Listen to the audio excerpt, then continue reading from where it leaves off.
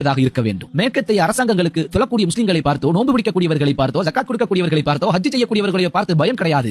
அவர்களுடைய பயம் எல்லாம் இஸ்லாம் என்ற ஒரு அரசியல் சித்தாந்தம் ஒரு காலமும் இந்த உலகத்தில் நிறுவப்பட்டு அதனுடைய உண்மையான விஸ்வரூபம் யாருக்கும் தெரிந்துவிடக் கூடாது. அப்படி தெரிந்துவிட்டால் ஜனநாயகம் என்ற பெயரில் மக்களை ஏமாற்றி சுருட்டிக் கொண்டு மக்களை அடிமைப்படுத்திக் கொண்டிருக்கும் இந்த மேற்கத்திய அரசாங்கங்களுக்கு ஒரு உண்மையான எதிரி உருவாகிவிடும். அவர்கள் வைத்திருப்பதை விட பல 100 மடங்கு சக்தி வாய்ந்த ஒரு கொள்கையை மக்கள் பார்த்து விடுவார்கள். இன்றைய உலகில் மக்கள் 20 - 30 வீதமான வரிகளை பல பெயர்களை கொண்டு செலுத்திக் கொண்டிருக்கிறார்கள். ஆனால் இஸ்லாமிய சித்தாந்தத்தில் ஏழைகளுக்கு ஒத்த ரூபாய் கூட வரி கிடையாது. இந்த உலகில் அதிகமாக இருக்கக்கூடியவர்கள் ஏழைகளா பணக்காரர்களா? 95% அதிகமானவர்கள் ஏழைகளாகத்தான் இருப்பார்கள் அல்லது மத்திய வர்க்கத்தைச் சேர்ந்தவர்களாக இருப்பார்கள். பணக்காரர்களுக்கு கூட வரி என்பது வெறும் 2.5% தான். இன்றைய உலகில் மக்களின் இரத்தத்தை உறிஞ்சி குடித்துக் கொண்டிருக்கும் இந்த பேங்கிங் சிஸ்டங்களை கவனியுங்கள். இவை எல்லாமே வட்டியை அடிப்படையாக கொண்டது. இது தீனுல் இஸ்லாத்திற்கு முற்றிலும் எதிரான ஒன்று. எனவே தீனுல் இஸ்லாம் என்பது இந்த உலகின் சர்வாதிகாரிகள் ஏழை மக்களின் இரத்தத்தை எப்படியெல்லாம் உறிஞ்சுகிறார்கள் என்பதை எல்லா வழிகளிலும் தடுக்கும். இந்த சட்டங்களை போட்டவன் எல்லாவற்றையும் அறிந்தவன் இல்லையா? எனவே இது எல்லா வழிகளையும் தடுத்து நிறுத்தும். எனவே இப்படிப்பட்ட ஒரு தீன் மேலோங்கி விடக் கூடாது என்பதுதான் அவர்கள் முதல் நோக்கம். நீங்கள் தொழுவதையோ ஜக்காத் கொடுப்பதையோ நோன்பு நோற்பதையோ பற்றி அவர்களுக்கு எந்த கவலையும் கிடையாது. ஒரு காலமும் நீங்கள் இஸ்லாத்தையும் அரசியலையும் இணைக்க கூடாது. அப்படி நீங்கள் இணைத்து விட்டால் அவர்களின் முதல் எதிரியாக மாறிவிடுவீர்கள்.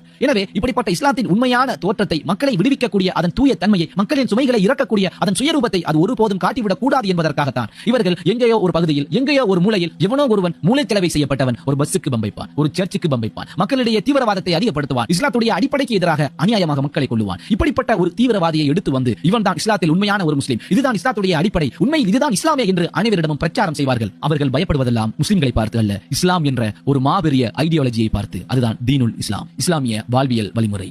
நீங்கள் நினைப்பது போல மதங்கள் மாத்திரமே தீன் கிடையாது. இஸ்லாம் எப்படி ஒரு தீனோ, இந்து சமயமும் ஒரு தீன் தான், கிறிஸ்தவமும் ஒரு தீன் தான், யூத சமயமும் ஒரு தீன் தான். இவைகள் மட்டும் கிடையாது. ஜனநாயகமும் ஒரு வாழ்வியல் வழிமுறை தான், ஃபெமினிசமும் ஒரு வாழ்வியல் வழிமுறை தான், எல்ஜிபிடியும் ஒரு வாழ்வியல் வழிமுறை தான், லிபரலிசமும் ஒரு வாழ்வியல் வழிமுறை தான், கம்யூனிசமும் ஒரு வாழ்வியல் வழிமுறை தான், கேபிட்டலிசமும் ஒரு வாழ்வியல் வழிமுறை தான். ஆனால் அல்லாஹ் என்ன கூறுகிறான் தெரியுமா? ஹுவல்லதி அர்ஸல ரசூலஹு பில் ஹுதா வ தீனில் ஹக்கி லியுத்ஹிரஹு அலா தீனி குல்லிஹி வலவ் கரிஹல் முஷ்ரிகூன். முஷ்ரிக்குகள் வெறுத்த போதிலும் மற்ற எல்லா தீன்களையும் மிகைக்கும் பொருட்டு அவனே தன் தூதரை நேர்வழியுடனும் சத்திய மார்க்கத்துடனும் அனுப்பினான். அல்லாஹ்வின் வாக்குப்படி தீனுல் இஸ்லாம் எல்லா தீன்களையும் மிகைக்கும். அல்லாஹ்வின் வார்த்தையை மாற்றக்கூடியவர் எவரும் கிடையாது. ஏழைகளின் சுமைகள் இறக்கப்படும், அநியாயம் செய்யப்பட்டவர்கள் நீதி கொடுக்கப்படுவார்கள்.